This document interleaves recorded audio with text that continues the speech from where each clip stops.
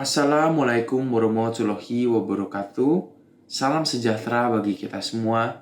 Om Swastiastu, Namo Buddhaya, salam kebajikan. Kepada yang terhormat Bapak Insinyur Haji Joko Widodo di tempat. Sebelumnya, saya ingin ucapkan banyak salam dan doa bagi Bapak Joko Widodo dan keluarga selaku Presiden Negara Kesatuan Republik Indonesia yang ketujuh. Sebagai pelajar Indonesia, saya juga ingin menyampaikan rasa syukur dan terima kasih atas jasa dan pengabdian Bapak untuk negeri ini. Kiranya Allah Subhanahu wa Ta'ala melimpahkan Bapak kesejahteraan dan kebahagiaan senantiasa selamanya. Bangsa Indonesia, sebagai negara yang independen dan merdeka, tentunya sudah melewati banyak rintangan selama 76 tahun ini. Dilatar belakangi oleh masyarakat yang luas dari berbagai macam etnis, suku, dan budaya, tidak jarang bangsa ini menghadapi berbagai macam persoalan dan konflik. Beruntungnya, bangsa ini menganut semboyan Bhinneka Tunggal Ika dan ideologi Pancasila sebagai landasan dan acuan utama. Dari bahasa Jawa kuno sendiri, moto negeri ini berarti berbeda-beda tetapi tetap satu. Sebuah pernyataan yang sederhana namun fundamental. Sedangkan Pancasila berarti 5 butir asas-asas pekerti sebagaimana dirumuskan demi mencapai keharmonisan masyarakat. Di samping itu, bangsa ini dilengkapi oleh Undang-Undang Dasar tahun 1945 atau biasa akrab disebut UUD 1945. Tentunya hal ini diciptakan bukan sebagai bualan belaka, namun sebaik-baiknya digunakan untuk mendasari kehidupan yang tertib, tangguh, dan berprinsip. Oleh karena itu, ketika setiap butir pilar negeri ini dipadukan satu sama lain, maka terciptalah Negara Kesatuan Republik Indonesia yang berdaulat. Semua hal ini layaknya adalah hasil jeripayah pahlawan Indonesia yang khususnya berjuang menegakkan Sang Merah Putih bahkan dengan pertumpahan darah sekalipun. Patutlah negeri ini mengenang seluruh nyawa yang melayang dengan kegigihan dan lapang dadanya. Tanpa mereka, tidak akan ada kebebasan yang bisa diperoleh. Pada akhirnya, sudah 76 tahun bangsa ini merdeka. Namun, pasca merdeka sekalipun, tak jarang negeri ini menangani konflik beragam yang berujung pada melemahnya integrasi bangsa dan semangat nasionalisme yang tinggi. Lantas, mereka yang berjuang mempertahankan kesatuan ini kerap disebut sebagai pahlawan revolusi. Dalam perjalanannya, banyak di antara mereka yang gugur. Salah satunya tercatat dalam sejarah kelam bangsa ini.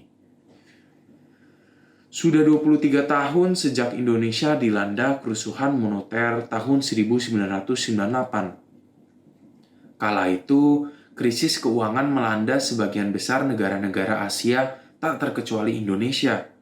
Inflasi naik tidak terkendali, perusahaan-perusahaan jatuh bahkan bangkrut, dan daya beli masyarakat turun secara signifikan. Melihat situasi yang cukup kronis, wajar bila banyak masyarakat risau dengan keadaan yang tidak kondusif dan ricuh. Terlebih, pemerintah saat itu bertindak buta dan enggan menangani permasalahan secara saksama. Disinilah mereka yang bermodalkan nyali dan alma mater turun ke jalan bersorak-sorai mengecam kinerja pemerintah. Detik itu, ribuan orang berhamburan sembari berdemonstrasi di setiap sudut menunggu jawaban pemerintah. Sayangnya, kehadiran mereka justru disambut secara frontal dengan begitu tegangnya keadaan antar dua belah pihak. Baru beberapa jam kemudian, peluru-peluru langsung berterbangan tanpa ada pemicu yang jelas. Selongsong yang mereka sebut kosong dan tidak aktif nyatanya bisa meneteskan darah hingga merenggut nyawa. Melihat korban jiwa sekalipun, tak segan mereka meneruskan semburan tajam dari tiap hentakan. Mahasiswi pun ikut serta dilecehkan hingga diperkosa tanpa adanya moral dan etika. Di antara mereka yang gugur, beberapa dinobatkan sebagai pahlawan revolusi sebagai berikut. Henry Awanzi, Elang Mulyana Lesmana, Heri Hartanto, dan Hafidin Royan. Keempat dari nama-nama tercantum di atas merupakan mahasiswa Universitas Trisakti yang akan selalu dikenal sebagaimana turut memperjuangkan keadilan sosial bagi Indonesia. Ironisnya, hingga saat ini tidak ada satupun nama yang dijadikan tersangka sebagai dalang aksi tersebut. Ketika keluarga almarhum bersusah payah menegakkan keadilan, mereka seakan-akan selalu dipersulit oleh pengadilan. Ditambah lagi dengan buruknya kerjasama lembaga terkait dengan Komnas HAM, di mana segala macam bentuk interogasi maupun penelusuran data selalu dihambat tak kunjung henti. Lantas, di manakah keadilan itu ada? Menanggapi kasus ini tentunya akan selalu ada kesulitan dalam menyiatkan kebenaran. Namun, apakah keluarga tersebut harus berdiam diri menunggu proses penyelarasan ini yang tak kunjung selesai? Bagaimana bisa bangsa ini mengusir penjajah namun tidak memberantas sindikat negara sendiri? Sehendaknya penegasan dan efek jerah dapat ditanam di jajaran yang bermasalah agar hal serupa tidak terulang kembali. Pihak-pihak yang mempersulit kasus dapat dibimbing secara eksplisit agar kerjasama yang positif dapat terjalin dalam upaya menyelesaikan perkara terkait.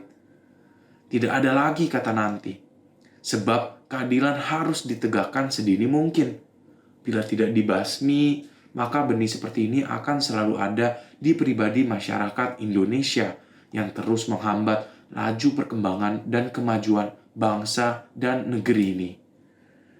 Demikian pesan ini saya sampaikan sebagaimana ditulis dan juga diberikan dari pandangan seorang pelajar Indonesia.